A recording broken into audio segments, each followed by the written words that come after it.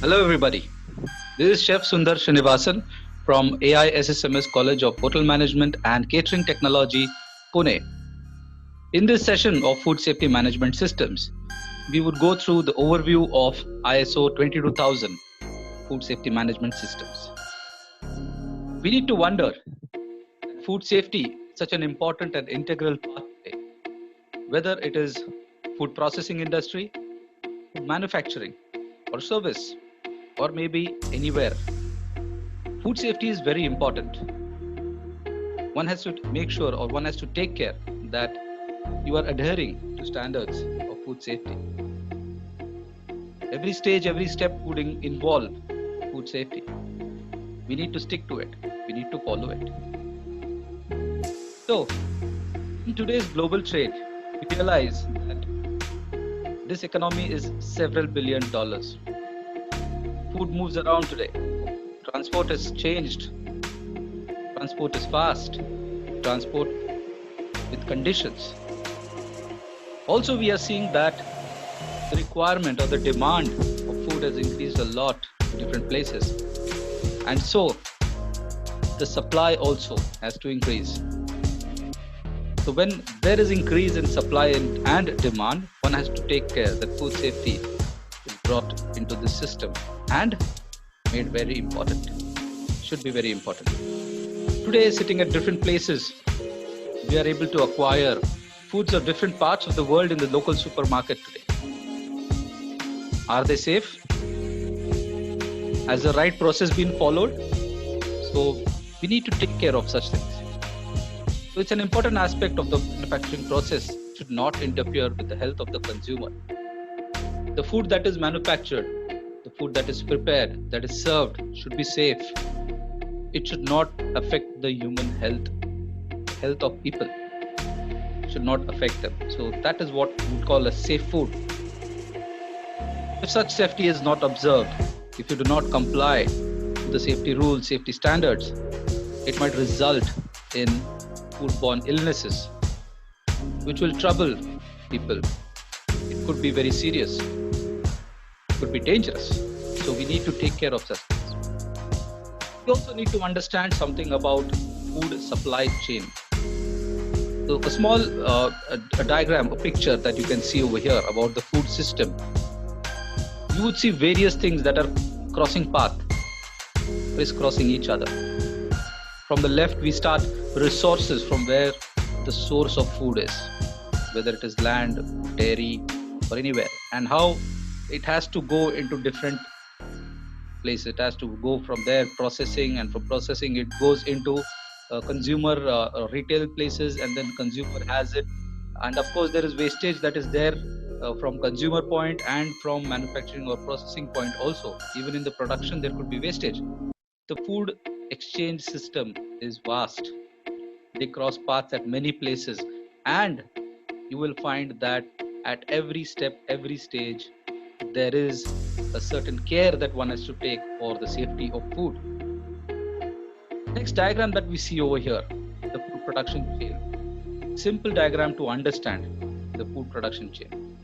So from the top, when we see that you have animal husbandry, that is from animal products, then you have the sea life that we get, then you have farming. From here, the food goes into processing stage, and from processing to distribution. From distribution, it bifurcates into the restaurant industry and the hotel industry maybe, and the retail sector. The restaurant or the hotel where food is prepared and done, and then it's given to consumer to eat. Whereas from the retail sector, consumers purchase it, prepare it at home, and then it is taken on for consumption from there on. So at every stage and step, we need to be careful. This is also important for traceability, which is there some there down in the further sessions. Now we will go through a small video where you will understand this food production chain, or we call it as farm to fork. A little better understanding will be there. So let's quickly go through this small video. Produced by agricultural communication students at the University of Guelph. Food safety, it's important to everyone. It starts on the farm, follows through to the food processor, and to the grocery store. That's why pork production is closely monitored from farm to fork. Canadian hog farmers follow a code of practice to ensure food safety. It's called Canadian Quality Assurance and is based on an internationally recognized food safety program called HACCP. HACCP stands for Hazard Analysis and Critical Control Points. And essentially what it does is looks for areas where errors might occur. Those are the critical control points and the processes that are used to guard against those. Conestoga Meat Packers only accepts hogs from farms that are on the Canadian Quality Assurance Program. Conestoga Meat Packers is a federally inspected, HACCP approved processing facility. We have full-time government inspection on site. Every carcass that comes through the plant is inspected. As part of our HACCP program, we have critical control points throughout the operation. One of the critical control points that we have is maintaining temperature of the product. Another one would be examination of the product at the end of the line. Traceability is becoming more important in the food industry. All of the product that goes to the stores is barcoded, and we know exactly what time it went through the operation, so we can then trace it back to where it actually came from. Food safety, from farm to fork, it's a priority for the Canadian pork industry. The final link in the food safety chain is making sure that we handle and cook our food safely at home. I'm Brita Ball, and that's InfoBreak for this week.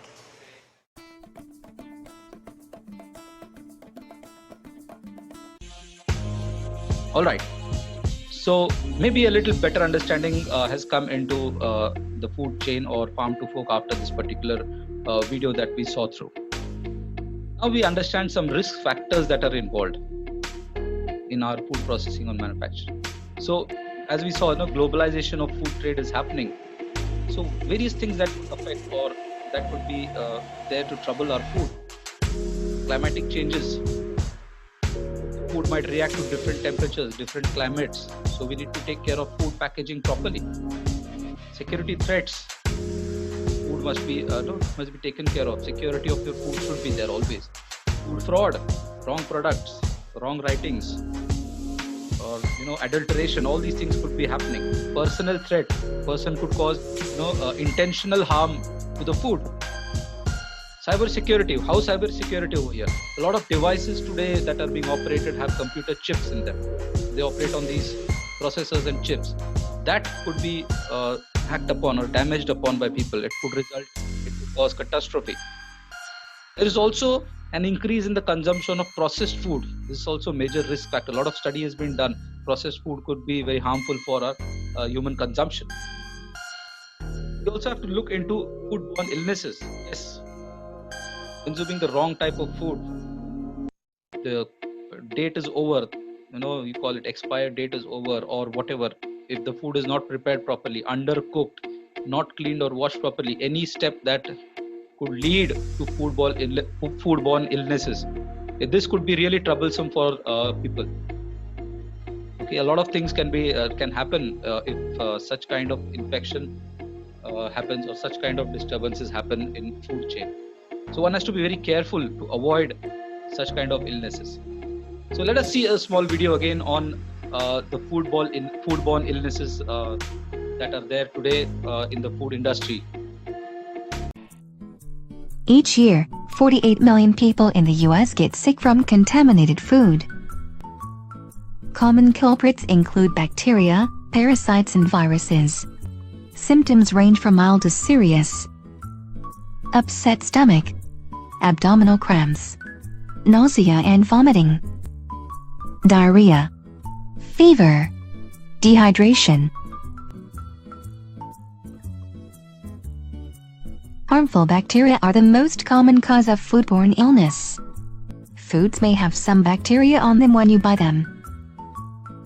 Raw meat may become contaminated during slaughter. Fruits and vegetables may become contaminated when they are growing or when they are processed. But it can also happen in your kitchen if you leave food out for more than 2 hours at room temperature. Handling food safely can help prevent foodborne illnesses. The treatment in most cases is increasing your fluid intake. For more serious illness, you may need treatment at a hospital.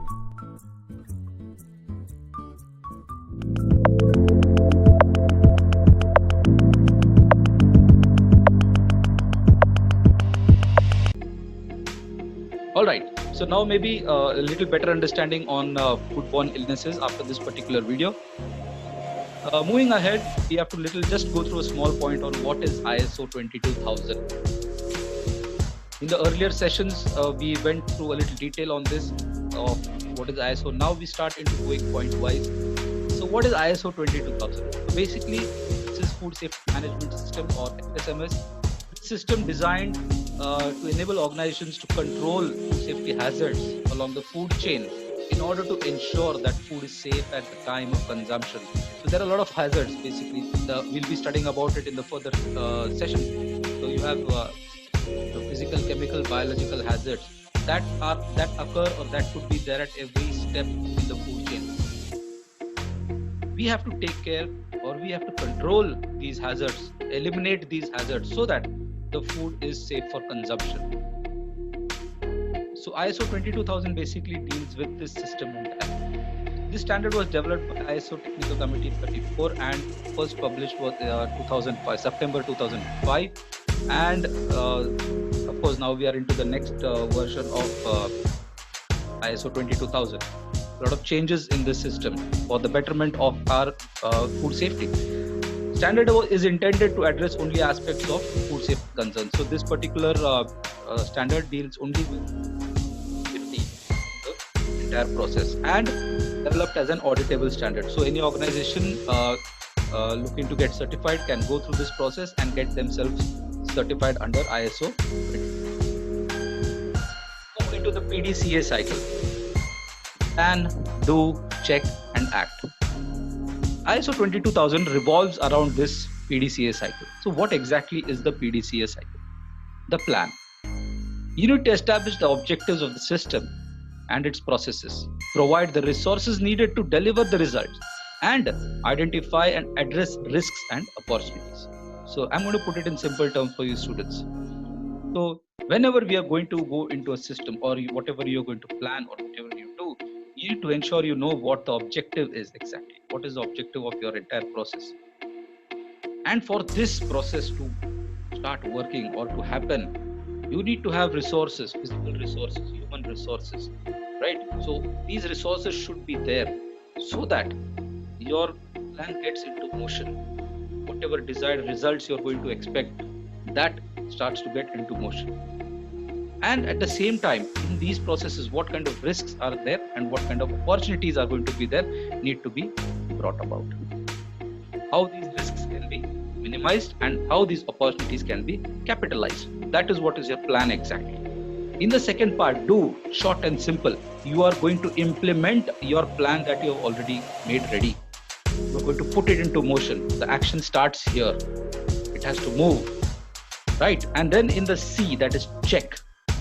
Here in this particular stage, you need to monitor and measure processes and resulting products and services, analyze and evaluate information and data from monitoring metrics and verification activities, and report the results. So let's simplify for you students. So in this check, you're going to actually see how your plan has worked.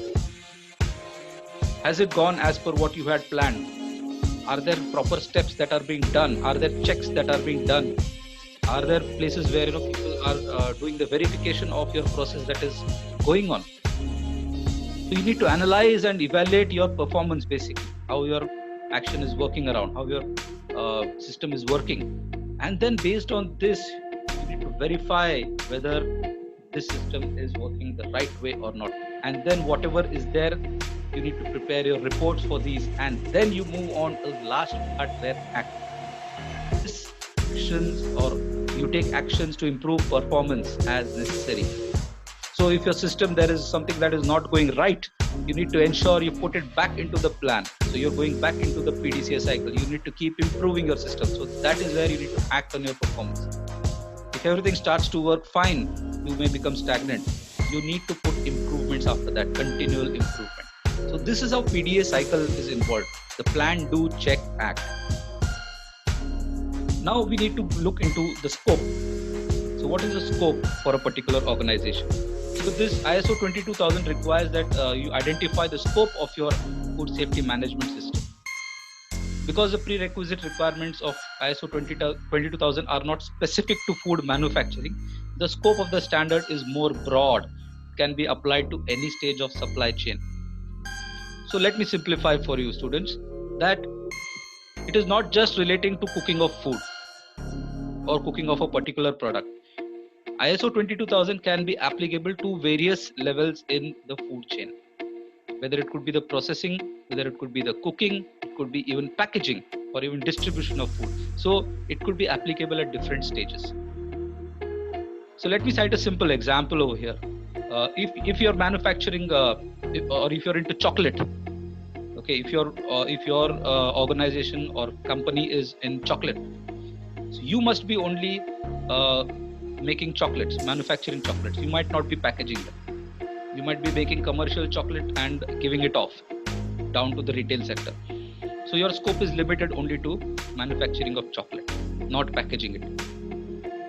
Whereas let's say a dairy industry is there. A dairy industry who is involved only in milk production. So their scope is only limited to milk production, packaging and giving of only milk. Now if this company thinks that they need to go into manufacturing of butter and cheese as well, so then their scope will increase from not only manufacturing of milk, but manufacturing of milk, cheese and butter. So similarly, the more things are there, the broader the scope becomes. So one has to realize what exactly the scope is.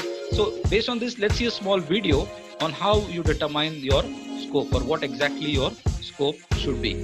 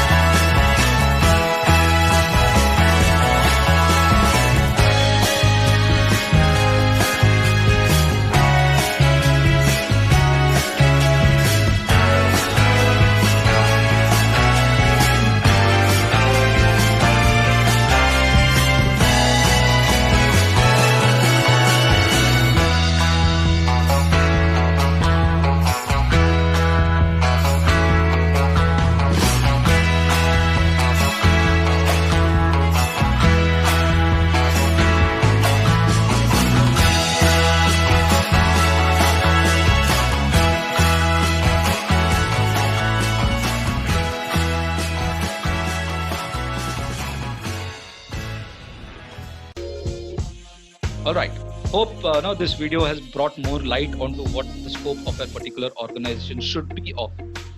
Now moving on to some definitions or terms, I just jotted down a few of the important ones that you will come across regularly. The first one is critical control point. So what is a critical control point? This is a point at which a control measure must be applied. It is a point that is critical or essential to safety. It is the point where a control measure can be used to prevent or eliminate a food safety hazard or to reduce it to an acceptable level. So what is this point exactly? So again, we'll cite an example here. Milk. We know that milk that comes in from the farms needs to be pasteurized. Pasteurization would become a critical control point, because we know that by pasteurization we are going to prevent or eliminate certain food safety hazards. So this is called as a critical control point. Following with critical limit. The critical limit is a criterion or a boundary that is used to distinguish between what is acceptable or safe and what is unacceptable or unsafe. So this critical limit is generally a value, a parameter or variable, and they are used to ensure that a process produces safe products. So how do we do this? So I'll again continuing with the previous example of milk, where we said that without pasteurization milk should not be powdered. Now what is pasteurization? There is a limit for pasteurization, right? So the milk has to be boiled at 72 degrees centigrade for 15 seconds minimum, right? So that is pasteurization. So you are setting a limit that it has to go. So some measurement is involved, 72 degrees and 15 seconds. So you have to be at that stage. If the milk is not reaching 72, if it is at 60, which means the product will still remain unsafe, and you cross 72 for 15 seconds, you know that milk is going to be safe for consumption. So that is a critical limit you set in your process. Food chain, we just saw a video on food chain, consists of the entire sequence of stages and operations involved in the creation and consumption of food products. This includes every step from initial production to final consumption. It includes the production, processing, distribution, storage and handling of food and other food ingredients. So this is a video that we saw. I think that should better understand that. You should better understand with the video. Food safety is the basic food safety concept. It will not harm the consumer so long as intended use guidelines are followed when it is prepared and eaten. So very simple to understand that if one follows the proper guidelines and instructions, food is absolutely safe for consumption. Food safety hazard. The food safety hazard is an agent or condition that could potentially cause an adverse human health effect. Basically, again, I said earlier, 3 hazards that are majorly identified as physical, chemical and biological. So we have to ensure that these hazards are not present at any step or stage of production. So these are the 3 hazards and need to be identified properly. Food safety hazard analysis. So very simple, that every step we need to analyze if there is any hazard at that particular stage or not, or at that particular step or not. And if there is a particular hazard that can be identified, we need to take proper measures or control methods should be applied so that that particular hazard is minimized or eliminated. Minimized in the sense to acceptable levels, or it can be completely eliminated or not. That is what food safety hazard analysis would be. Right, so let's go through a quick recap of what we saw in this particular session. We went through food safety, what exactly food safety would mean. Then we went through the food supply chain from start to end. Also involved a video on farm to fork. We also saw various risk factors that are involved today in the food processing and manufacturing industry. We also saw a video and understood a little bit on foodborne illnesses that could happen or occur in case food is unsafe. Then we went through the PDCA cycle, plan, do, check and act cycle, which is continuous cycle. We also went through certain important terms that you will be coming through in the further sessions. Thank you all.